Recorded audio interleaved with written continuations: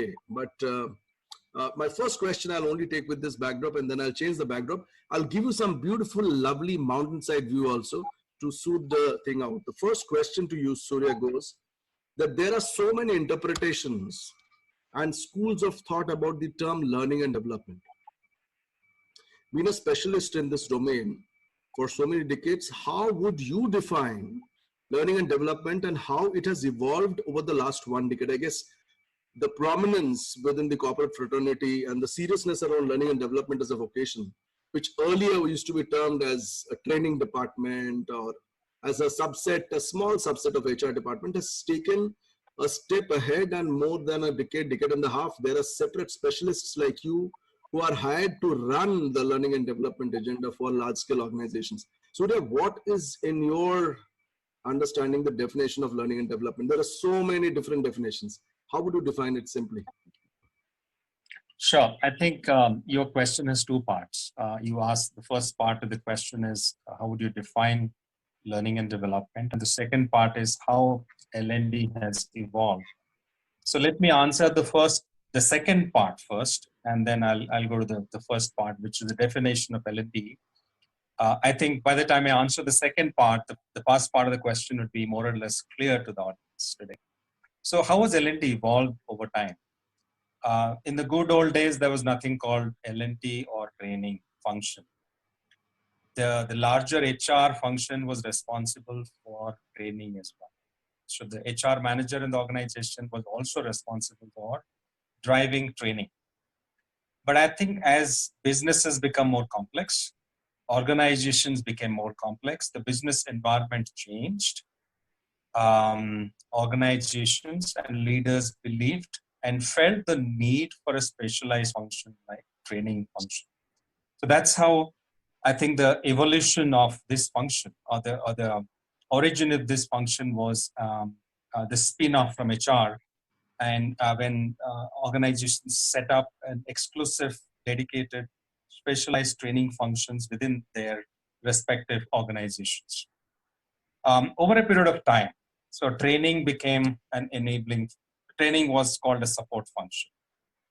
And from a support function, it slowly upgraded itself to an enabling function. You know, support function is a tag. You know, it's not really sometimes looked at as an enabler. But the status changed from support function to enabling function when people looked at training as a function which can enable business to succeed. Over time, then slowly over a period of time, when business environment became even more complex and we moved into a VUCA world, when organizations believed for them to become successful, to stay alive, to stay ahead of curve in the competition, organizations actually need to become learning organizations. And when that realization came, the prominence of L&D increased significantly. And that's where leaders, CEOs of organizations started looking at L&D as a strategic function, a function which can actually accelerate strategy execution for organization. So in today's world, when we are living in a very complex environment, when we're living in the knowledge economy, when the knowledge is the most important thing, organizational capability is the only thing that organizations need absolutely to kind of stay alive. This function has got tremendous significance and importance. So today, I believe that L&D is a nerve center of organization. If organizations have to survive and thrive, they need to build capability for today and tomorrow. And L&D function can become the catalyst which can make that happen. What else happened through this journey? Through this journey, we saw that the skills also have evolved. The skills that were required for the caveman and the skills required for an astronaut are very different. So the skills that were required to teach a caveman to hunt and the skills that are required to impart to an astronaut who has to fly to the space or the outer space, they're very, very different. The skills that we needed in the first industrial revolution when steam engine was invented um, or in the second or third industrial revolution where computers came into existence. And in the fourth industrial revolution, when we're talking about digital, the skills are very, very different. Mm, So that's how L&D function has evolved to impart the best of skills, the skills that are relevant for the present time. Also, interestingly, what we saw, that the learner also has evolved. Today, the millennials who are probably almost 3 out of 4 people in an organization are millennials. That taste, their learning preferences are very different. They want learning content which is relevant, which is engaging, which is available on the go, which is all about them, are important. So L&D has evolved to cater to the increasing and evolving demands of the learner and the expectations of the learner. If you so, look at the scenario today, the attention span of learners today is just about 7 minutes. And right. how do you create content which can actually grab the attention of your audience and retain their attention? So I think L&D has really evolved through the industrial evolution, and also through the journey of businesses, organizations, and also kind of kept pace with the evolution of the learner as Mm. such. So, Surya, I'll just pause you there. You said a very important thing. You said 7 minutes attention span and to link it with the content. Now, content is one part of it. Delivery is also a very important part, maybe an equally at times more important part. I may have a fantastic content in hand, but if I'm not been able to deliver it effectively, I may not be able to keep the audience engaged and attracted towards me. Now, this gets me thinking, and my next follow-through question to you is: so, what is the difference between a learning and development and a training and development? Now, this confusion has been going on for a long time. So, somebody would say, I look at it as a learning. So, is it the training and development which has evolved into learning and development? Because training used to be from me to you. Learning is me myself. Um, What's your take on that? yeah, I think my immediate reaction to that would be, what is in the name? How does it matter? Hmm. Today when we look at coaching, mentoring, counseling, some of them are kind of used alternatively and then interchanged and so on. Hmm. Um, so I think the essence is what matters. But if you ask me what's my preference, I would probably prefer learning and development Right. over training and development. Because yes, when we began this journey, Mm-hmm. it was about training and the trainer or the facilitator. Right. Today it is about the learner. So Hmm. today our program, our design, our overall deployment, everything is learner centric. It's about learner experience.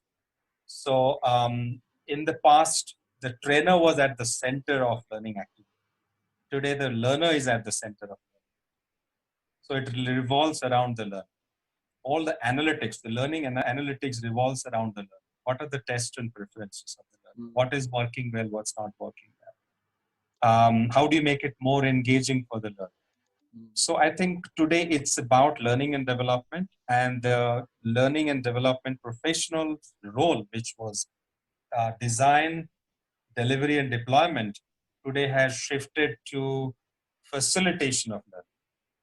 I Hmm. think a learning and development professional is more of a catalyst than a program designer or a content developer. Well, he or she continues to develop and deploy and deliver training content. But I think the paradigm shift is from design, development, deployment to facilitation of learning.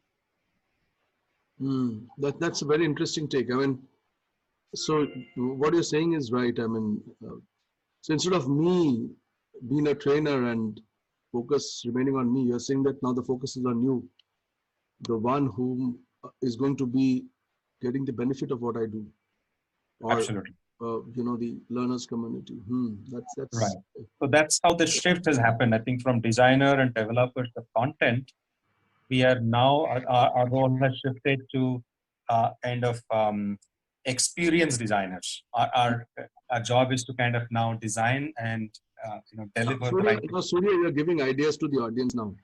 All those visiting cards people have printed for the last 6 months saying I'm a corporate trainer, I'm a freelance trainer. Now they have to all dump those visiting cards because you're saying now I'm an experience. You just repeat what you said. Uh, just Designer learner experience. designer learner experience, guys. Just hang on. You don't waste your cards. We'll see how it goes. Because what Surya says is interesting. It's not about who am I. It's about what am I meant for? What is my impact agenda? What do I bring to the table? How do I enable change in you? And you are the learner community. I act as a facilitator and not the global Gyani who earlier used to stand there and give those Vedvakyas and those dialogues, saying that, I know everything, and hey, listen, all those 25, 30, you piddly people inside the room who are here now to stay and, listen to me. Those days have gone, right, Surya? I don't think those old schools of thought doesn't work nowadays. We see young, vibrant, we have to still call them trainers because that's what is the classification, uh, doing exceedingly well. But now, Surya, I'm going to now start, it's accelerating a little bit. So my next question, which is now, which you talked about training, learning, development. So I'm just a little bit shifting out from this and I'm trying to make it a little bit more funny. I just hope it doesn't get too overbearing for the audience. Pardon me for that. This is a disclaimer I'm giving even before the third question I'm asking. Why? Because this question is going to be slightly provocative. Provocative towards the community, provocative towards many of us individually, or maybe all of us collectively. But the reason why I'm asking these questions is something which is more important. So what is not that important? Why is important? Surya, if you take a fishing net and you sweep the market, in the net, there will be two types of species which will be caught today. One is innumerable number of people in the digital marketing space, and second is freelance trainers. Now, this was not something which was, so, and everybody is a self-professed, self-proclaimed expert in our own area. And I'm not going to externalize it. And let me try to take the example with me, let's say. So I will go ahead and claim saying that Debashish Biswas is possibly the best trainer under the sky. I have done this work. I'm great in this, and this is what is my USP and stuff like that. Now it's understood that there is no entry barrier to become a trainer in the market. All that which is required is to get into the visiting card and you move on.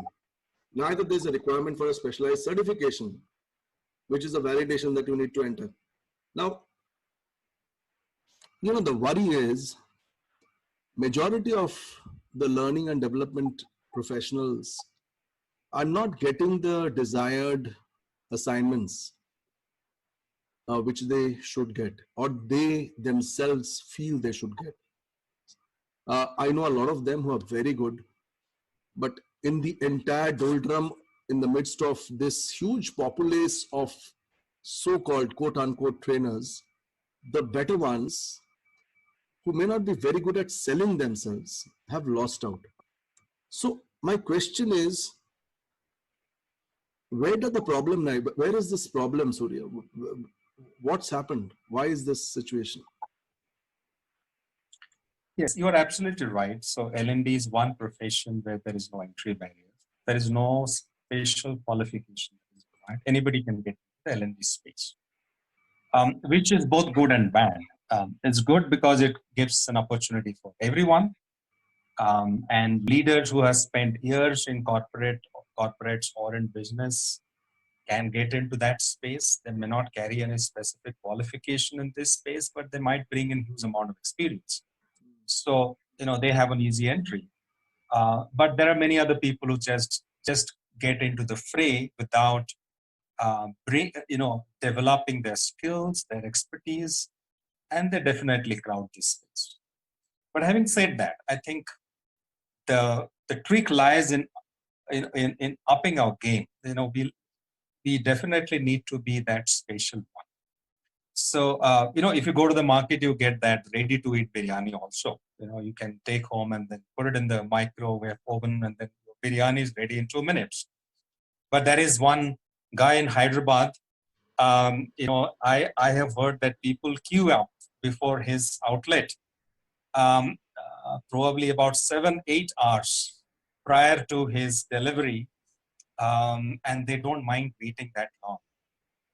So you, on one hand, you have the 2 minute ready to eat biryani. On the other hand, you probably stand in the queue for 7-8 hours to get that fresh, delicious biryani.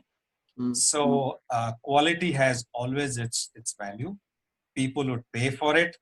People would wait for you to create that value for you. So we really have to focus on quality. Don't worry too much about what others are doing. But if we become a niche player in this space, if we meet the needs of our businesses, of our customers, I think we definitely have a lot of relevance today. It might take some time, it might take a while for you to kind of establish yourself. But if you, I think, is concentrate on the core competency, on the value, I'm sure, definitely you can stand out.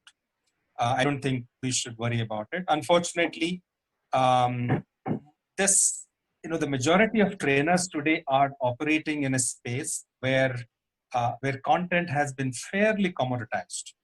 If majority of these trainers are actually in the space of communication training, email etiquette, some basic leadership development, time management, and so on. But today, most of these programs have been digitized. They're available on public domain, and there are plenty of universities who are offering free MOOCs, catering to these fundamental basic soft skills, etc. So if you are in that space, of course, you have huge competition. But if you create a niche for yourself where organizations require help, I think we'll talk more about as we continue this dialogue. I think there is a tremendous amount of opportunities. So there are two specific takeaways from what you said just now. One, you talked about the fact is content is getting commoditized. Okay, so I'll park that. I'll keep it for a later question. But the other thing which you say is if you have quality, people are ready to pay the price for it. Now, I have a problem with this statement. I'll tell you why. सुनना है L&D related है. Can you please mute yourself?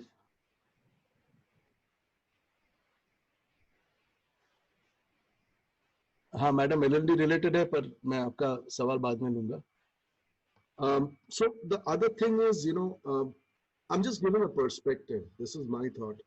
Till about 10 years, as we were discussing 10, 15 years back, a seasoned trainer with great content, amazing delivery, coupled with a very impressive client list, testimonials, used to be hired by corporates and paid a certain amount of fees, which is commensurate to the quality which he or she delivers. Then came this deluge of trainers who flooded the market at 2010 onwards. And in the last decade, what used to be a specialized domain with a handful of experts has suddenly become a massive influx of Me Too trainers. This is given, and I'm not talking about corporates like yours, like Wipro. The most of the mid-run corporates, even some of the top corporates I know too, this has given them an opportunity wherein more than quality, the concept has shifted from quality to affordable trainers, resulting in cutting corners.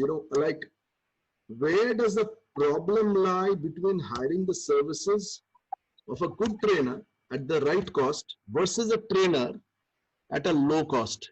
We were discussing this, Surya, a top BSc NSE listed corporate with turnover exceeding 6,000 crores. The head of HR shared with me that he is sitting on a file with trainer profiles exceeding 50 in number who are ready to do a training program for anything between 3,000 to 6,000 rupees a day. Then he says, Debashish, why, if somebody's been in training profession for 20 years and the CV says it, and that person is ready to do it for 4-5K, why the hell should I take somebody at 10-15,000 with 2 years, 3 years of experience? Maybe he or she is very good, but my boss says कि सस्ता में मिल जाए 20 साल का experience है ले लो ना चलो ठीक है let's tick the box.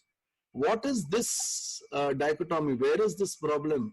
The affordable cost. I mean, I'm sorry to ask you this question. You are on the other side of the table as a corporate, but I think there is some sanity which we need to bring into this. Otherwise, we are getting into a never-ending competition of heavy discounts. It's like the billion day sale, all 365 days, you know, in the trainer community. What's your take on this? Yeah, I think there are many good trainers who don't realize their own potential. They undervalue themselves, and that's how they land themselves in this situation. So what's the definition of a good trainer? A good trainer is not necessarily one who has great content and delivery skills. Of course, it is or both of this, but more than that. A good trainer needs to be a guy with strong business acumen, somebody who is a performance consultant, somebody who understands the overall business ecosystem. So if organizations look at you as trainers, then probably they will compare you with other trainers, and then you will command a price, related to what other trainers are getting. Now the question is, if they look at you as a performance consultant who can understand their problems and then come up with appropriate, relevant solutions to their problem. Somebody who can deploy learning as a solution, not as a delivery medium. I think if you can really up your game to that extent, it's going to be a differentiator.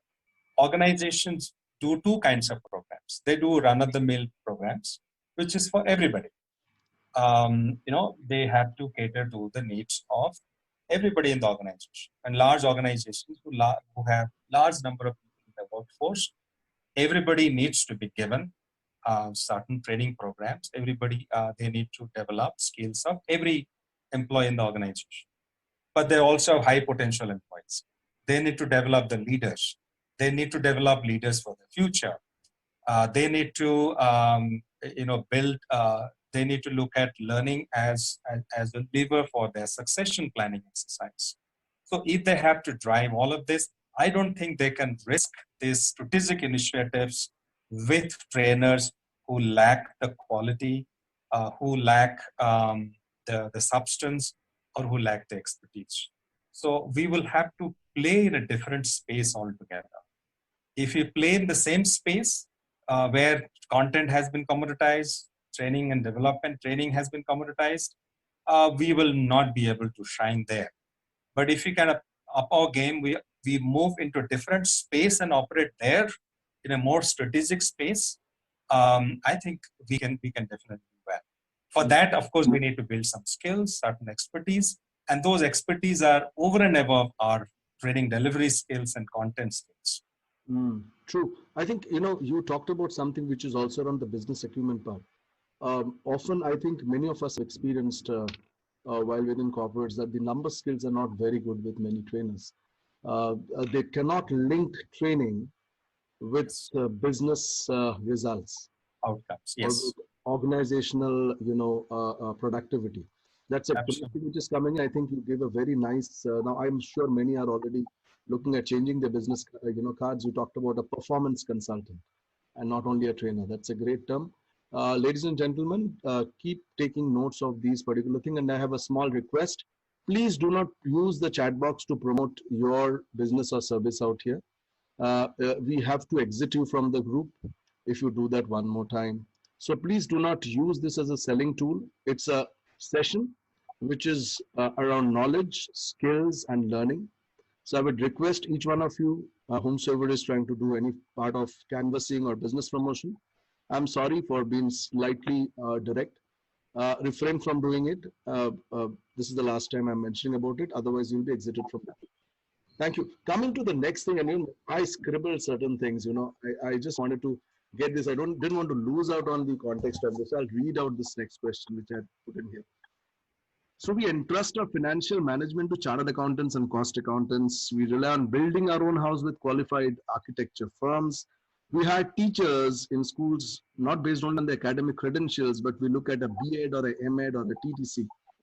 We don't go to quacks, but we entrust ourselves, our health, to qualified doctors with MBBS, minimum of MBBS or above. However, when it comes to the most important resource, of any organizational ecosystem, the human resource part, we land up going and hiring a trainer who doesn't hold any such accredited certifications or qualifications or anything. And how do we exercise due diligence on it is a problem which I have in mind.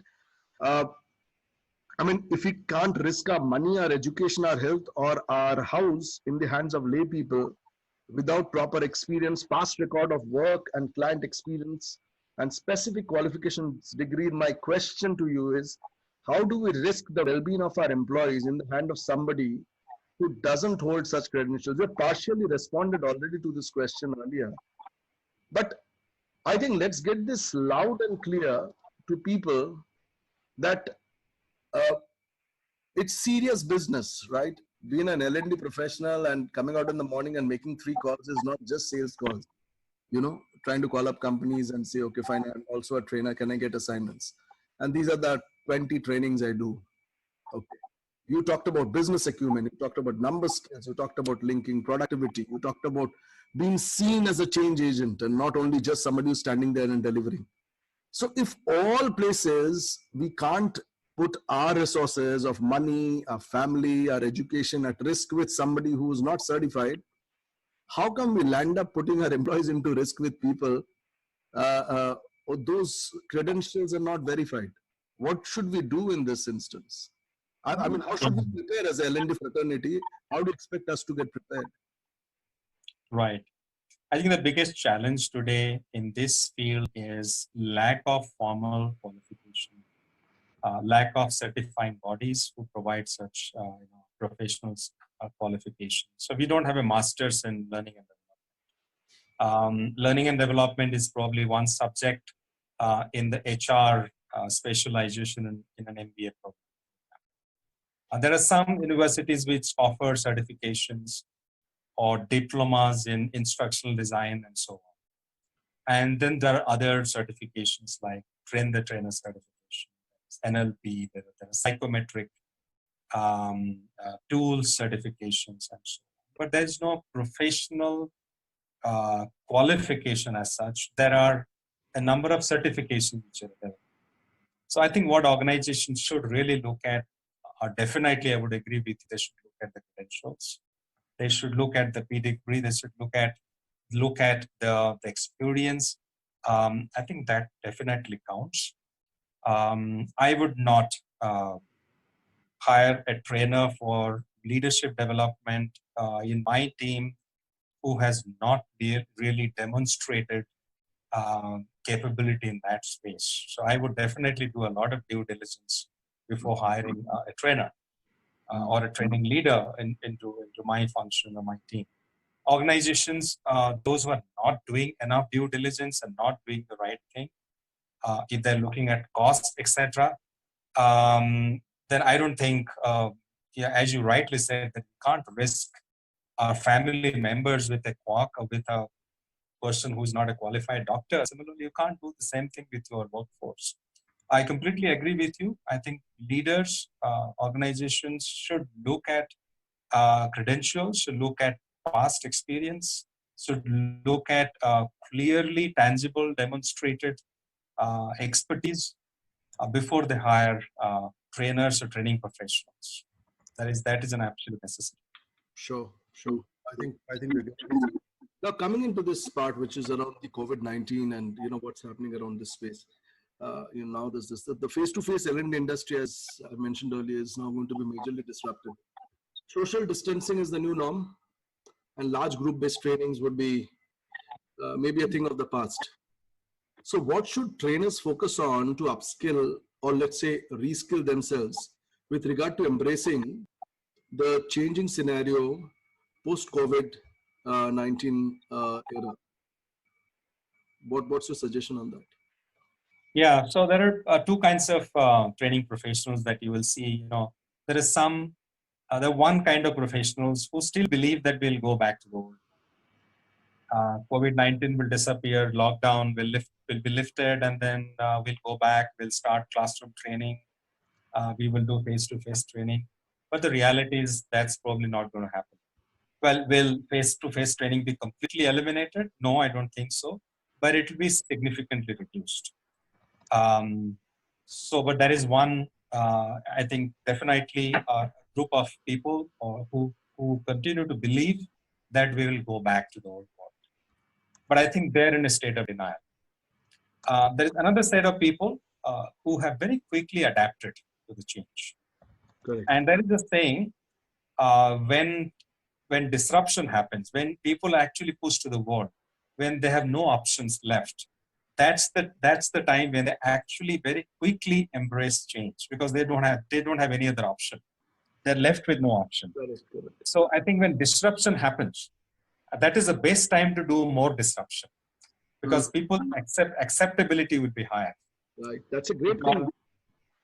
Yeah, I mean, if you look at it, when the COVID-19 scenario started, everybody moved to online training. Schools, colleges, universities, they all moved to an online education. Corporate organizations, everybody moved to virtual training. You see the number of webinars that take place today. Every day, I think there are probably thousands of webinars that are taking place today. So technology adoption is faster when you kind of push people to the wall, and then people are left with no choices. And this is the best time to do more disruption. So how do the L&D professionals kind of impress, adapt to this change, and adopt new technologies? I think I definitely believe that they need to adopt and embrace. And they need to become more technology savvy, because technology is going to be the future. And they really have to figure out how are they delivering training today, and how are they going to deliver training tomorrow. Will they continue to do more of what they're doing? Will they continue to do more of the same thing? Or will they do the same thing differently? Or they're going to do things, or they're going to do different things completely. So I think that these are the choices they're left with. Doing more of the same thing is not going to yield much value. We have to either do the same thing differently, or we need to do different things completely. That's where we need to make the shift. Sure. And it was very interesting, Debashis, when you started the session, and when you brought this the visuals of the fire. Small thing but big impact. You created a positive experience for all the audience. The participants were sitting in this room. The power of technology also can bring in engagement. Right. Technology also can enhance experience. We just need to be creative, innovative, and sometimes it's not really complex, sophisticated technology. It's very simple, small little things that we can do to really engage and curate experience for our participants. Right. Thank you.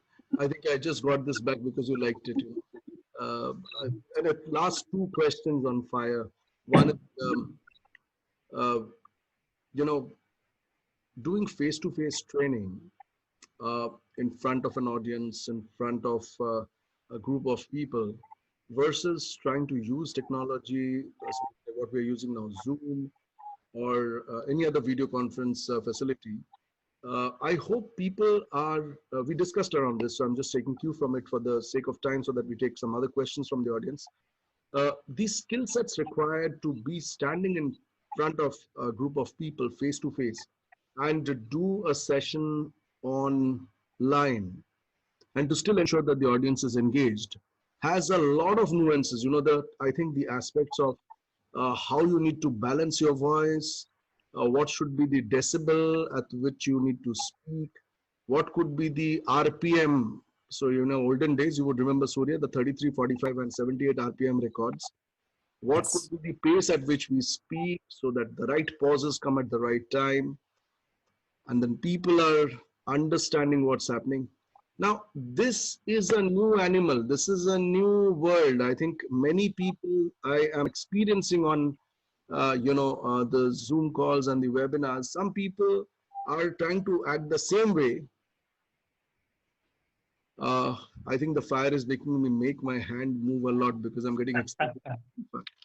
Why? Because I'll tell you, some people who are erudite, professionals are acting so silly on video conferencing. So maybe their business designation is saving them from any form of further disgrace, because it's a very heavy designation they carry with a large corporate. But many a time they are simply disasters. So what would be your suggestion? Maybe just 3 or 4 pointers as to what should be the focus areas for the L&D community to handle these technology driven training programs. What's your take on this? I'm feeling a little bit hot, so I'll move away from the fan. Yeah. So I think, as you said, in response to your previous question, doing more of the same is not going to help us. We'll have to do the same. So trying to do the same leadership training, just doing a lift and shift from your current, from the past to the new setup, that lift and shift will not work. We'll have to repurpose our content. We'll have to repurpose our delivery. We'll have to repurpose deployment. We have to repurpose engagement, everything. So it's important for us to understand how can this work in a new environment, which is virtual, which is online, which is remote learning. How can we make it happen? How can we, the fundamentals remain the same. In the training program, we'll still have to drive engagement. We'll still have to drive experience. We'll still have to drive value. Those fundamentals will not change. But how do you achieve those outcomes in a new setup, in a new environment, in a new platform? So what are the platforms which can really help us drive engagement? What tools are available in the market? And then, how do we really redesign the whole training program? Can I have some pre-work?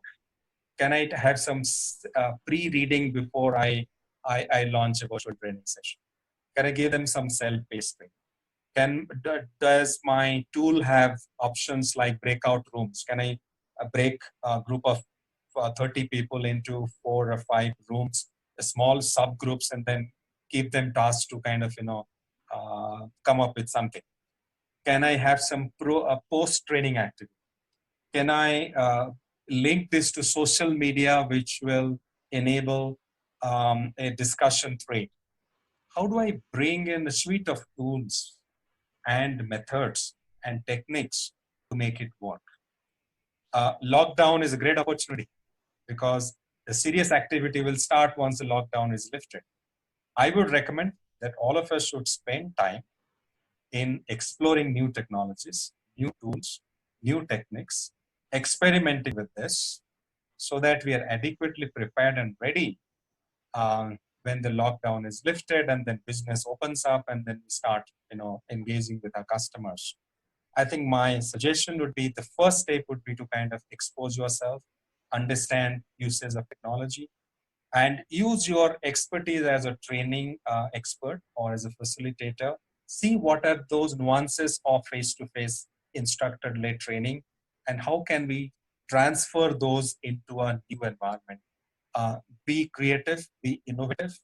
Like Debashish demonstrated how we can bring in a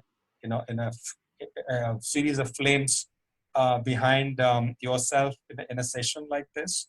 Think how you can drive, you can become more creative to bring in more engagement and experience, and of course, drive outcomes.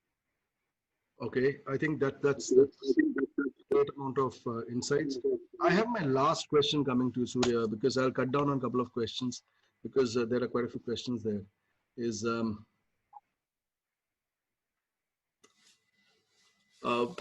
often it's seen that while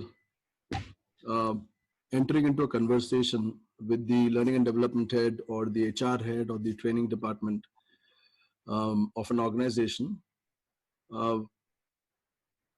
the commercial discussion doesn't have much meat in it. So the standard practice in the market is, for this training program, I charge this. Sir, how much do you think? It's like an MRP, which can be greatly discounted, right? Because at the end of it, it is the fact that one needs to work and have a sort of a revenue stream. And for those who runs small training organizations, independent business owners, I'm not saying entrepreneurs with large scale organizations or something like that. Often it's seen that what is quoted versus what is paid, there's a lot of gap. So I don't want to get into the commercials part of it. I don't want to get into the semantics of the amount. But I just want to ask this last question. What would be the things, specific things, which a decision maker looks at while deciding how much to pay to this trainer or to this training body for delivering this program? What do you look at somebody? Because I have seen the same program. I think it's a given that the same program or a similar program, which person X is going and pitching to the same organization, is fetching 10,000 rupees as a per day trainer remuneration. And for again a similar program with similar content, person Y who's going and pitching to the same organization has been paid 40,000. So is it that the person who's there, you have mentioned it about it already, what is that which it takes to, for a trainer to move up the value chain with regard to creating a slightly more viable commercial transaction rather than just succumbing to a pressurized situation? What's your take on this? The question is, I'll not get into the commercial discussion in detail, but I'll answer your question. What are the things I would look at while hiring the services of a trainer, a professional trainer, or a facilitator? I would look at three things. My first question would be, guys, he or she these things. It is important that you take note of these things. You will not have an audience with Surya Mohapatra for more than an hour, exclusive in conversation, asking questions and getting those answers to the most burning pain points of the L&D community. So please take note of it. I think it's going to be helpful for all of us. Yes, sorry, Surya, for this. So for my strategic programs, initiatives, I would look at, first thing I would like to find out, or my first question would be, is he or she a practitioner? Am I hiring somebody who had just gone through a certification course and then he or she has come back to teach the same subject? If I'm looking for a trainer to teach design thinking to my people, I would like to find out if that person has really applied design thinking principles in some setting, in some other organization, or in his or her own organization in the past. So I would prefer a practitioner to come and deliver training. That's number one. Okay. Number two, essential attribute would be, can he or she customize the program to the requirements of my organization? So what I mean to say is this person going to understand my needs, the needs of my business? Can he adapt and customize his program? Can he tailor make a program which will meet the requirement of my organization?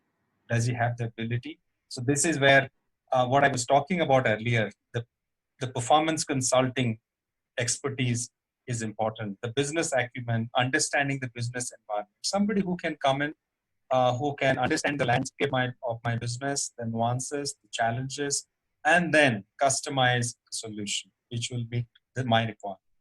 Third thing I would look at is, can he or she deliver ROI, return on investment? Beautiful. So if I'm engaging somebody in a high potential development program, at the end of the program, can I find the participants who are going through this program ready for the next level or for the next role? I'm just giving an example. That's a clear example of an ROI. And so if a trainer or learning facilitator is able to deliver ROI, so there's no question, no discussion about commercial. There are no commercial discussion. Because if you can deliver return on investment organizations will buy your solution. Absolutely. I think, the last point was a killer one, ROI. Just a quick question. So I'm so sorry for this. We are over time, but I think we're having a brilliant discussion. And I think each one of us would be enjoying this conversation, what we're having. How do you generally, so ROI would be the way the organization calculates it, right? I cannot do your ROI and say, no, I was, your people were at 3 out of 10. Now the satisfaction score, the typical trainer feedback form says 7 out of 10. I had taken a pre-test and a pre-assessment and a post-assessment. You would have, are there tools available? Are there analytical tools available in the market which trainer community can practice to understand whether they're actually been able to up the curve when it comes to delivering ROI? Yeah, definitely there are tools available, the statistical tools available.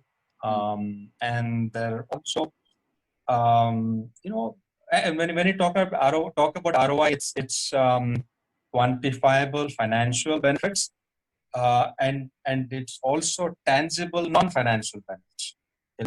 So, for example, can we engage in a contract where you can come in and help me improve my customer CSAT, for example? Okay. It is at percentage X.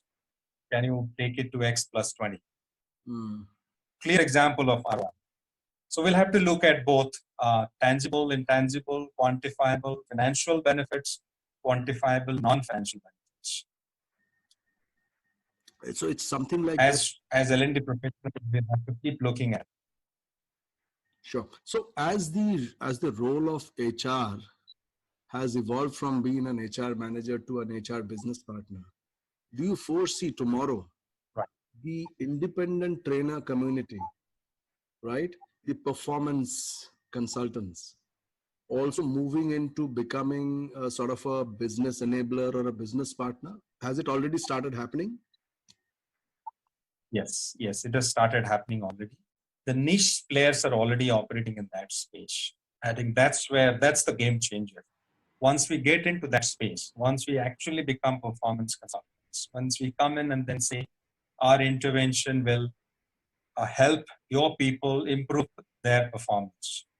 As an organization, your organizational performance will improve. Your business outcomes will enhance. I think that's the game changer. And we need to operate in that space. Has this started? Is it widespread? No. But has it started happening? Yes, it has started happening. And the niche players, as I said, already are operating in that space. So that's a wake-up call for all L&D practitioners, all trainers. They need to figure out whether they need to compete with trainers who are there all over the place.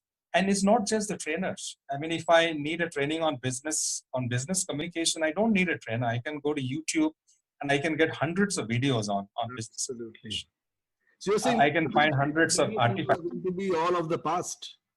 Is it going to so happen that? Yes, absolutely. Guys, it's so and if you operate in that communication trainers, it's at risk. Yes, please. Sorry. So if you operate in that space where training has been commoditized, we have a big problem. So as I said, I think we'll have to move into a different space altogether to become relevant. And if we operate in that space, we don't have to worry about knowledge. I think you have been very pleasant putting it through, Surya. You have been you've been very, very patient, and you have tried to use the right words and the softer phrases. Do you see? I'm sorry, I said that was my last question. I'm trying to put it as question with a subset of subsection 1.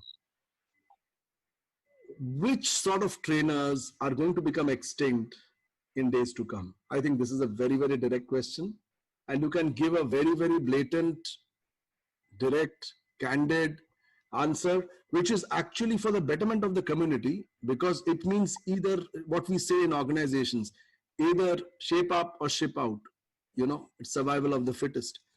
So you already have given a clear indication that the so-called communication, quote unquote, communication experts, the ones who are more into, delivering those standard skills which are available now across YouTube and other platforms they're going to go out of job. what are the other ones which are at risk, Surya? The ones who are not agile, who are not willing to adapt to new technologies, new way of uh, delivering training. The ones who continue to believe that will go back. This is just a temporary thing, and then all this virtual training and everything will disappear in some time. Those probably who are in a state of denial. Okay. Those who refuse to upgrade themselves. I think such trainers will go out of business. So, Surya, are you saying that we will not be able to have an offsite like a place like this where I'm seeing now? This It's very difficult to predict the future. Only time will say what will happen in future. Yeah, I know, because whether we will distancing, there's so many people out there. You can see me sitting on the, sort of the veranda just outside my room. I'll show you my room also, which is inside. Now, these were luxury items, earlier with corporates, and they had budgets allocated for it. I was speaking to at least 5-7 CEOs of top organizations within the BT, the business, the BS, the business standard top 500. They rank within the top 20. Quite a few of them whom we mutually know. They're saying that, anything which we do, if it is not generating ROI, and boss, ROI means, abhi usko paisa dikhna hai. Because even the board is sitting on my head saying that all unnecessary expenses cut down. People development is priority, but provided we will only pick and choose the ones who can deliver results. The generic guys, please wait. Your time is not going to come now. So, yes. Is it an alarm signal otherwise? It is. It is. So now the question is when, post COVID-19 organizations would cut down on expenses. They will cut down on unnecessary expenses. Discretionary spend will reduce.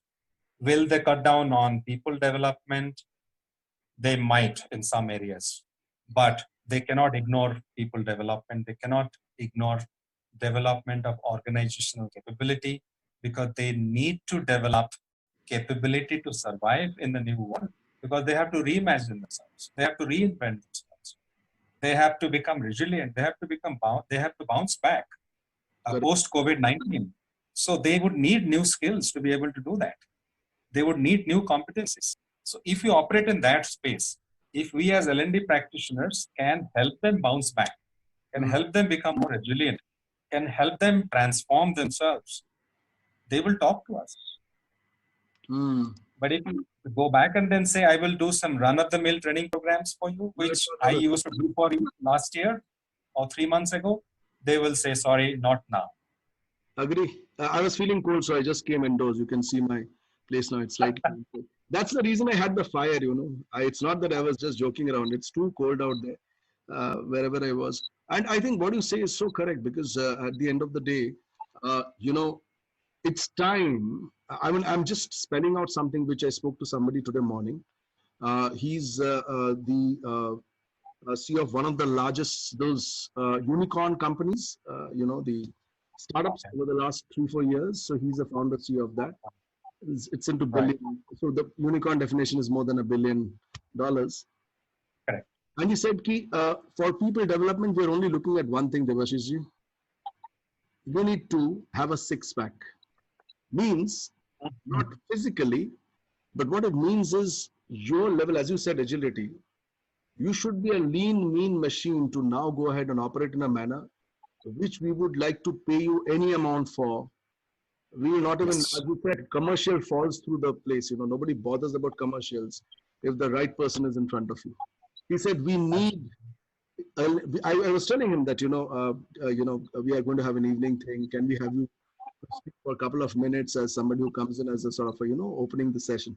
He said, I'm too tied up now, and, things are, so ek kaam karte hain, baad mein agle mahine mein kuch karenge. So I asked him about this. He said, what is this? I understood. And then he said, boss, if you have a six-pack, Sarji, then you are done. We are only looking at people who now doesn't have a six-pack, means metaphor, as a metaphor, six-pack, we are not keeping in the organization. So right. That's a reality. Now we'll take some quick questions. I will go back to my house. I think I'm feeling better out here.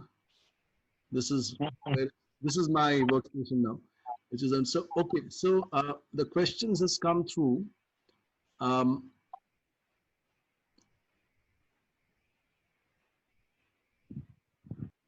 okay, so somebody's so there's a question from Mr. Ashok Basu. So Ashok, good question. So Ashok Basu is the former CEO for Axis Bank in Sri Lanka. He's been with the bank for a very long time, and he founded and started the Sri Lanka operations. And he's been into international banking also of Axis. He retired from there very recently. So he says that will L&D providers have competition from the best in the world, particularly B schools, because B schools are also started launching, as an offshoot of a revenue vertical, some amount of learning development functions. Will it become a problem because now they have a certification body, and you get a university certificate? Do you foresee any challenges there, Surya? Of course, that's going to happen, and we will see a lot convergence of all of this. Like these schools coming into this phase, consultants, training companies, and so on. It's we are seeing some interesting developments, like automobile companies manufacturing ventilators, and railway compartments getting converted into hospitals for the COVID-19 patients. So we'll see all this interesting shifts. We recently saw that this 5-star hotels, big restaurants, very well-known restaurants, we are known for dining, fine dining, now have moved to takeaways. They're providing very high quality takeaways. And they have seen great business opportunity there. So do you think they will stop doing that on post COVID-19? No, they will probably continue with that. They will continue to provide high quality takeaways to their customers. So these changes will happen. So I think we'll have to really face competition from multiple areas. So one competition, of course, are fellow trainers, training agencies, freelancers. We will face a lot of competition from digitized online content, which is already available in the form of books, etc., where companies will not require trainers to come stand up and deliver training. We'll also face competition from other entities like these schools and so on. All that is going to happen. Is that going to be a challenge? Correct. Udemy, Coursera, and edX is already giving a lot of content, a lot of programs free, and from the world's best universities, and you just pay a $50 or yes. $100 and get certification. But possibly they right. So I think when Ola and Ubers came in, many of the taxi drivers also became, drivers for Ola and Uber.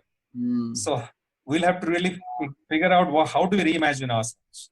That's a very good point. Should we tie up with some of them? Should I become a licensed practitioner or trainer for Udemy? We really have to figure out. There is no straightforward answer, but we'll have to reimagine and reinvent. That's the only way we can survive. Sure. Quite a few questions came in that, when are we going to talk about actually what's going to happen with the future? It came in at about 8:40, 8:43 when we were still trying to little bit build up on the story about what's the background to the L&D community now today. And ladies and gentlemen, why I did that was because if we don't get the foundation right, we will not be able to build the tomorrow. So we have to have very clear answers to the fact that before this pandemic hit us, we were already in the midst of a pandemic where things were not going right in the L&D industry. And let's face facts, there's no running away from the reality. There has been a crisis. We have had challenges.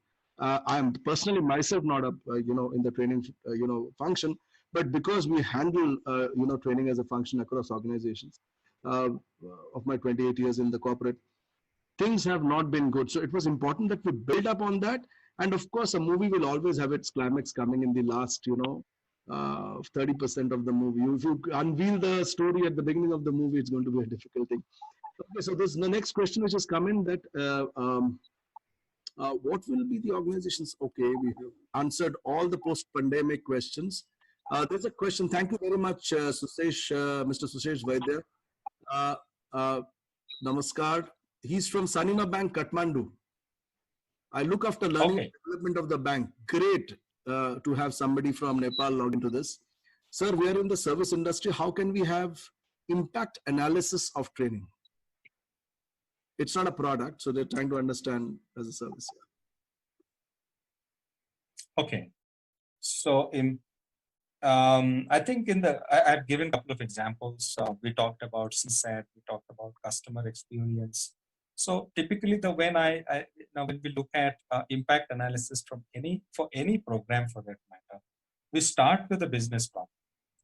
What is the need for this training program in the first place? And our impact analysis should tell us whether that need has been addressed, whether that problem has been solved. If it's frequent customer escalations in your industry that is driving you to execute certain learning programs, you'll have to go back and see what is the customer experience. Do you continue to have escalations, or the escalations have come up? This is one example. And I think in the services space, what counts is your experience that we provide to our customers. So I think it's largely more experiential. In a product environment, of course, it is the tangible output that you create. In some other setup, it's about the financial benefits. But I think in the service sector, it's largely about experience. I do not have all the details on the nuances of your industry, but I think it's largely experience. And it's a problem that drives you to do this program, and then have we addressed that program? We need to go back and find out. Have we addressed that problem? Good question. We will come back to you. We'll connect offline on this. And Susesh Vaidya, thank you very much for that question. Abid Bhattacharya has been mentioning quite a few times about the future and how does it impact. So I think we have adequately responded to all future COVID-19, post-COVID-19 answers. We have already had 3 questions on that. Alok Shashmal has a question. Is L&D has become more of a strategic function which helps leadership team to draw a sustainable plan for the organization. Will you suggest this L&D team to be confined to internal team, or should it be collaborative with external professional or agencies like BCG or somebody? Oh, definitely. I think we'll have to expand. We'll have to expand ourselves from just being an internal enabling function. I think we need to be part of all strategic initiatives. Anywhere there is an element of capability for today and tomorrow, I think we'll have to engage. So if there is if your organization is driving some transformational initiative, and there are elements that are within different building blocks of your transformational initiative, I'm sure there is an element of capability building, because if you bring in new technologies, people need to be trained on new technologies. If that means your go-to-market approach changes, then people need to be trained on that. So I can't really imagine a situation where a learning function operates in isolation. It is a strategic function, and we have to become more proactive, and we'll have to go back to the business and then say, hey, here are the areas where we need to build capabilities for the future. If you want to become a market leader in this particular industry, this particular space, these are the competencies that we need to start building from today. That's the kind of role that we need to start playing. Instead of being a reactive player when the CEO comes back and says, this is my vision, this is where I want to go, help me get there. That's more of a reactive approach. So can we be more proactive? Can we start seeing the change before it comes? And then become strategic advisors and partners to our businesses. Brilliant. Thank you. Abid Bhattacharya has a question. He said, how to develop online equity in the community? What would be the areas that L&D should deal with? Can you elaborate on the question? What do you mean by? So I just read out this. So I think he meant is when you are trying to conduct training programs online, how do you build your credentials on that? Okay, how do you build your credentials on that? So I think I think most of us are at a very nascent stage. We are beginning this journey. You might say, Surya, online training has been there for quite some time. But it was never been there in the shape and form that it exists today or it's going to exist tomorrow. So I think it's our ability to bring in the right, understand the nuances of a training program. I think again and again, when I reflect on this, I believe neuroscience is going to play a very important role in this new scheme of things. Understanding how brain receives information, assimilates information, processes information, how it used to do that in a physical classroom setting, how is this going to do tomorrow? So people's attention span coming down to 7 minutes. That's a challenge. How do you retain that when you are not able to see your participants? You can't even see whether they're responding, reacting, or they've switched off, or they're having a parallel conversation. You have no idea. How do you really understand these nuances and then build your online learning strategy which addresses all these challenges? Will bring in the right credentials. It's not just about the tools and technologies. There are plenty of tools that are available in the market, but it's about understanding how we use our expertise in the space of learning and development, our understanding of neuroscience and how the brain processes information, retains information, how people forget information, how millennials learn. I think understanding of all of that and using that understanding and then taking that understanding and with that knowledge, leveraging technologies. I think that blend would be the right blend to build the right online. A very interesting observation. Loveleen Raheja, the chairman of Franklin Covey. Yes. Yeah, so I was having a chat with Loveleen, good friends for a long time. And he said just two simple things. You have already mentioned it in much more, sophisticated, nice language. He said people have to stop being obstinate about the fact that they know everything under the sky as a trainer. It's good to be confident, but overconfidence leads to self-obsession. And people have to realize that their worth, which was there yesterday, is not going to stand a chance tomorrow because the entire dynamics of the business is changing. And the one who's going to invest money into a trainer is going to now do 10x more validation than what they would do yesterday. Because as you correctly said, he talked about ROI. That's one thing which he mentioned without being unapologetic about the grammar and the French he used. He used a couple of more words which I cannot use in public forum. And he used it in Hindi. So the Hindi impact is much more, you understand that. The second thing which he said is people have to understand that the content they have been sitting on and going on pushing to corporates for years and years, a content's validity is not more than 1 month. The world is changing. 30 days to 45 days, newer nuances, understanding of the same content emerges. The constant research, updation of the content, and taking it forward to the client is a necessity. Otherwise, what content I taught on 2 years back or 1 year back or even 6 months back may not be relevant today. You talked about customization. That's a brilliant way of looking at it, right? So standard programs won't work. The third thing which you said is how many times, it's just like practice. If you don't go to the gym, you lose your muscles. You don't go to the gym every day just to ensure that you can move it tomorrow. There's those who go to the gym to remain fit. How often do trainers expose themselves to their own personal development? How much are they investing into that? How many of them, he asked a very simple thing, Devashishji, how many of them have a full length mirror in their home where they stand and they enact it out and see how they're looking at in front of an audience? Now, this coming from the chairman of Franklin Covey, ladies and gentlemen, let's be very clear that if he's talking about this, it comes through a lot of research.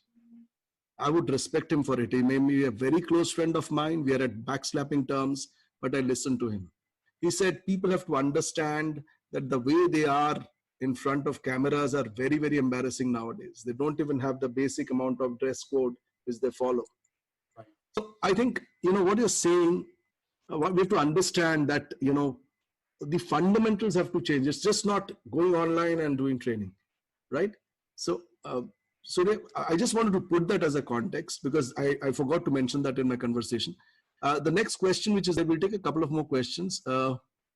So there are questions which has said, okay, Surya has already said that communication, training and all is going to be past. It's not going to work. And I think I will take it at that. I would not like to go ahead and push back and challenge on that. Because ultimately, if a corporate is saying that I'm not going to hire somebody for communication skills, it's not going to work. Okay. I'll take the next question, which says, um,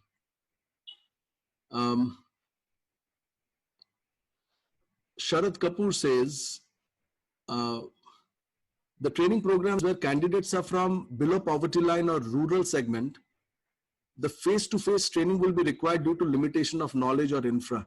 Uh, you take the answer, but I think all organizations are working around enabling them digitally. Even mobile-based learning is getting to be a thing which was, people thought they will take 3 years to graduate there. It's happening now, you know. So I'll give an example, but Surya, your views on that. What happens to the tertiary market training, which was always face-to-face?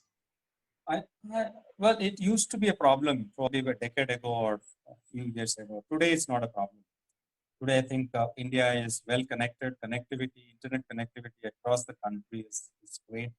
And today, the beauty of technology is learning can be disseminated through a small device called smartphone. So,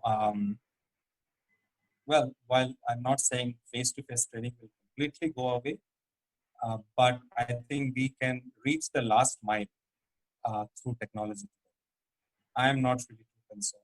Of course, I'm not in that space. I don't have enough experience in that space. But I think my personal opinion would be, I don't think it's a challenge if you have the right intent. And we conducted training program for about 200 plus people, of which 150 people were from tier 2, tier 3 towns. We just conducted it about mid of April. Right. For a FMCG company in Hindi, in the local language, in Bengali, in English, in South Indian languages. We have one trainer who speaks 5-6 languages. And we did the program and it went off perfectly fine. People just downloaded Zoom and they used their mobile and they had a fantastic learning. Okay, so one question from Rajesh Kumar saying, what is the future of OBT after COVID-19? Sorry, I didn't get that. What is the future of? OBT. CBT, you were saying? He writes OBT. So Rajesh Kumar, if you are there, it would be best if you can expand on this. I'll go to the next question. Deban Bose has 2 questions, but okay, fine. I will take one. Outbound training. Okay. Outbound training. Okay, OBT is outbound training. Oh, okay. Sorry. Not good at abbreviations. I also got foxed. I showed an outbound training location also where I was sitting in the balcony. But yeah, so I think I think this question also came up earlier in different form. I am not saying that classroom training and outbound training and team offsites, etc., will completely go on. But all that I'm saying is the way we used to have them, the form and shape we used to have them, we used to have such programs at the drop of a hat. Such things will not happen. So we really have to become more creative and innovative, and those elements of engagement, bonding, etc., where the objectives of an outbound training, we'll have to really figure out how do we achieve those objectives virtually through an online learning platform. While I'm saying that all of these will not go away completely, but we'll have to figure out how we can bring in elements of those programs into the new environment and platform. Agree. I'll just give a feedback. But nobody knows the future. We'll have to wait and watch. Absolutely. None of us can really predict the future with complete authority. So one of the leaders within the top 3 players in the BFSI industry, which is into banking, NBFCs, insurance and others, and also into other ancillary industries, including FMCG and engineering, I was talking to the head of HR for that, just as a feedback to you, Surya. All outbound training programs up to end of 2021 has been cancelled. Yep. They've not gone into any questions. I'm not surprised. Yes. They said all those luxurious Lonavala stuff and going and buses and all, it's not required now. Will not have. That's it. I mean, he didn't get into much deliberation on this. So this is one question which is coming from Deban Bose. He says, great motivational coaches like Dale Carnegie and Marshall Goldsmith do not have formal training certificates. What do you think that to become a successful coach, consultant, we really require training certificates? maybe I'll try to respond to one part of it. Surya, you've been responding a lot, and then you take over the rest of it. So Deban, the fact is, you know what? One of the credentials which I think often we miss out on is not 2, 3 company names and people at a particular level of assistant manager who's saying that there was a great program. Trainers, the training community should strive to get credentials. You know, I would say testimonials from head of the organizations where the actual impact has happened. Today, Marshall Goldsmith has trained more than 400 CEOs. Now, when 400 CEOs across the world stands up and says it's good, you don't need any other validation. Then you charge that amount of $30,000. Same with Dale Carnegie. So I think even without certification, what I think Surya was mentioning about, maybe it's a requirement initially to get through, but let's also understand they're at a stage in life where they've actually been doing this over the last 2, 3 decades, and that's where they're landed up today. For us, it may not be a immediate thing. So could be some format of certification. They've all conducted it mostly face to face. Now they have to go online and do it. The next question which Deban asks is, can we share with us what is the qualities required to be a successful coach or mentor?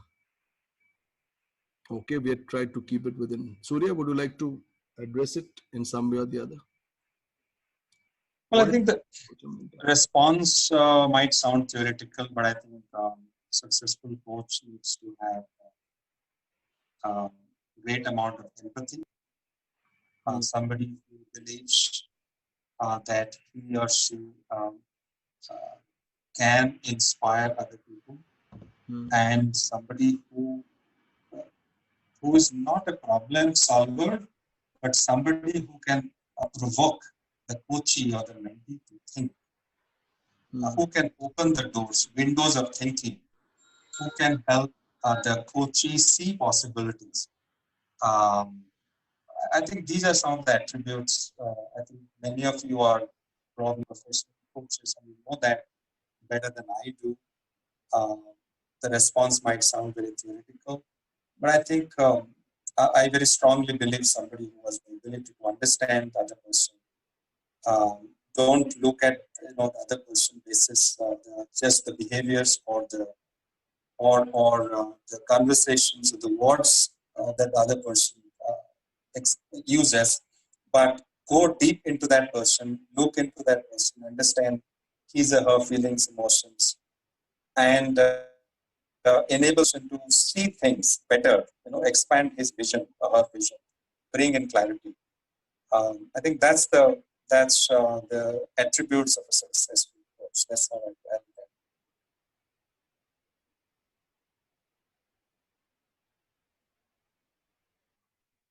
Sorry, Surya, I got a call from a very urgent call, so I had to take it.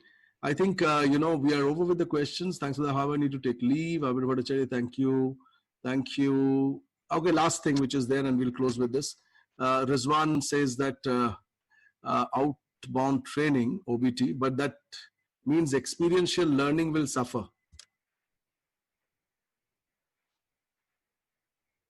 I don't think so.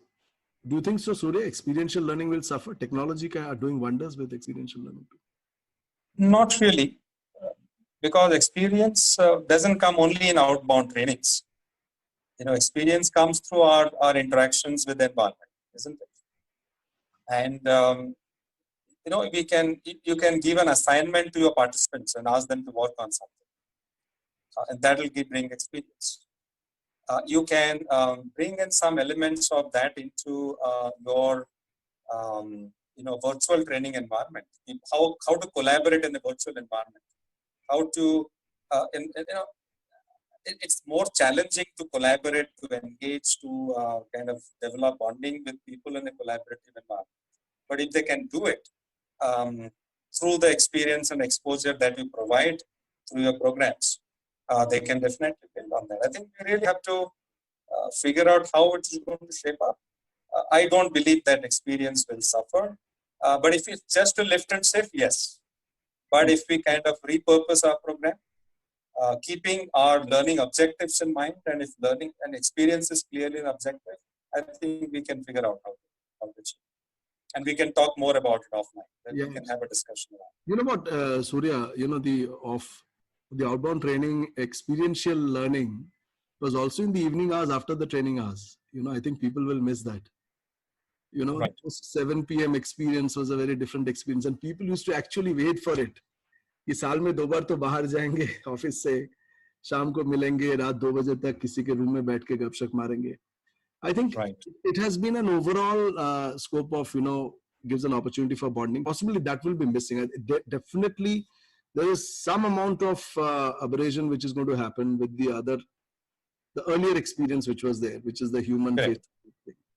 But I'm sure somebody will take up of it. With this, I think we have overshot our time grossly by about almost 30-40 minutes. We started, of course, 15 minutes late. But thank you so very much, Surya, for this. Thank you. I mean, I can't express how grateful I am that you took out time. And I know what sort of schedules you run from morning till midnight, trying to address 10 country timelines.